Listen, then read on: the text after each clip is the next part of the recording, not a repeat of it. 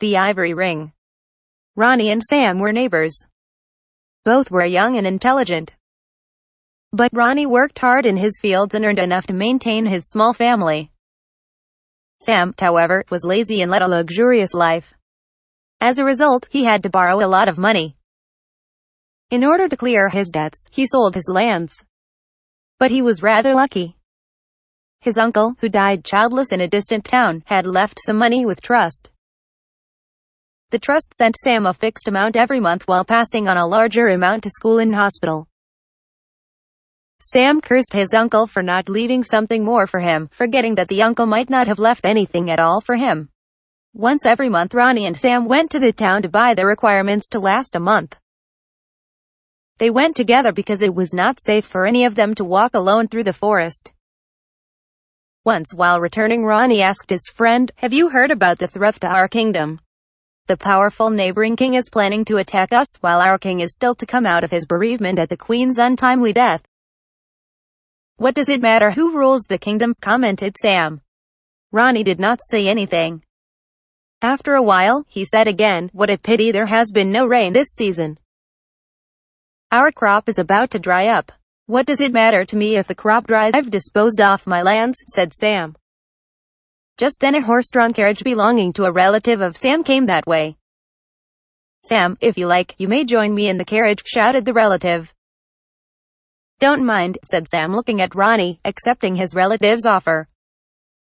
Ronnie felt sad over his neighbor's behavior and walked fast. He stumbled against a boulder and fell down. The bundle on his head fell down and the items lay scattered. He fainted. When he recovered his senses, it was evening. He began collecting the items on the ground and in the process found an ivory ring under a bush. He wore it on his middle finger. The next moment, before his eyes flashed a castle. He was surprised. Had it anything to do with the ring? He wondered. When he removed the ring, the castle disappeared. He put on the ring again and approached the castle cautiously. He stepped into a hall and, to his utter amazement, saw 3 beautiful damsels. He understood that they were not human but supernatural beings, probably nymphs. The nymphs were no less amazed at seeing Ronnie. "How come you could see us?" they asked. "Did you by any chance find an ivory ring?" "I did, indeed. And if I am lucky enough to see you, it is on account of the ring's magic powers," said Ronnie. "Right now the 3 of us will grant you 3 boons if you agree to return the ring to us," said one of the nymphs. "I shall return the ring even without asking for a boon." "Obviously, the ring belongs to you," said Ronnie. "Thanks. But you can have the 3 boons since we have already promised them to you," said the second nymph. "We will tell our names and you should utter each name 7 times and ask for a boon." Ronnie bowed to them. He then uttered the first nymph's name 7 times and said, "Let our king's enemy have a change of heart so that he does not attack our kingdom."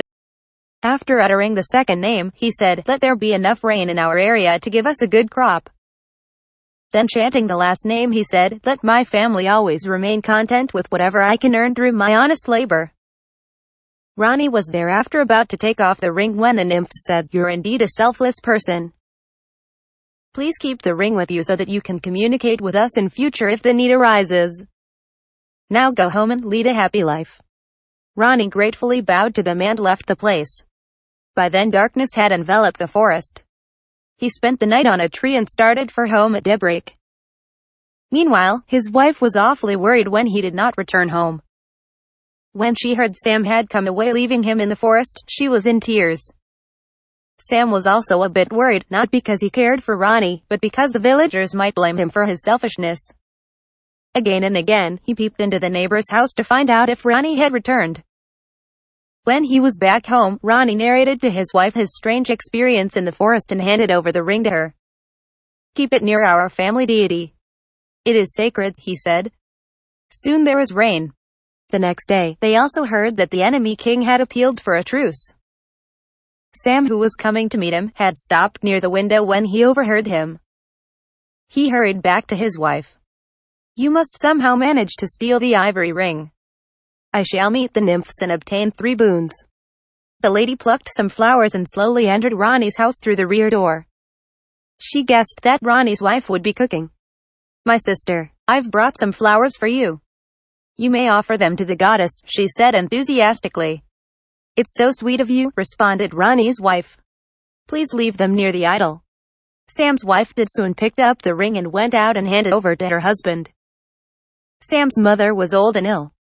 She had been bedridden for long and she had listened to the conversation between son and his wife. My son, please allow me to ask for a boon out of the 3, she said. Very good, agreed Sam. And I must have one boon of my choice, said Sam's wife. All right, said Sam as he went out. With the ring on his finger, it was easy for him to find the mysterious castle. The moment the 3 nymphs saw him, they understood that the fellow had somehow got the ring from Ronnie. What do you want? They asked. 3 boons, of course, replied Sam. You'll have them, provided you return the ring, they said. I also know the method to receive the boons. One must recite your name 7 times each. Am I right? He asked. You're right. Now that you have agreed to grant me 3 boons, I'll get home and let my mother and wife ask for a boon each along with me, he said and handed over the ring to them. The castle and the nymphs vanished as soon as he had done so. He returned home and asked his mother and wife to ask for a boon. 3 of them started chanting the name 7 times. His mother was the first to ask for a boon. Let me lead a healthy life for 100 years. At once she looked healthy and bright. But her daughter-in-law flared up saying, What's this? Couldn't you ask something for our house? Why are you angry with my mother? Sam scolded his wife. She has got back her health. What if our house is destroyed? You wouldn't mind if our neighbor has a place filled with gold, said his wife. Both had just finished saying so when Sam's house was destroyed and Ronnie had a palatial house filled with gold. Needless to say, their words were taken as their wishes. In shame, Sam and his family left the village. Thanks for listening. Please do like, share and subscribe to our channel. See you with another story.